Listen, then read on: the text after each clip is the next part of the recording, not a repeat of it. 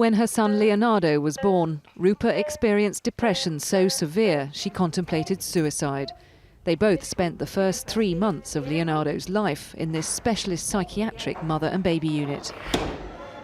When you're in that mode, you don't think you're going to get better. You know, your thoughts are one track. I had no plans, but I just didn't want to go on anymore. One of the main things about this unit that the community can't offer is access to other mums who have it. That in itself is invaluable.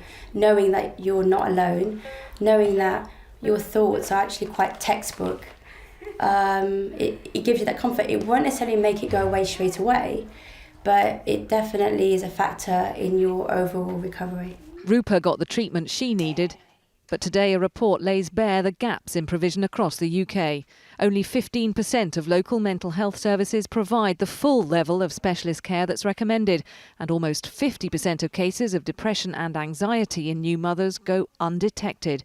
It's estimated the cost of failing to identify and treat these women is £8 billion a year, while funding services properly would cost only a third of £1 billion.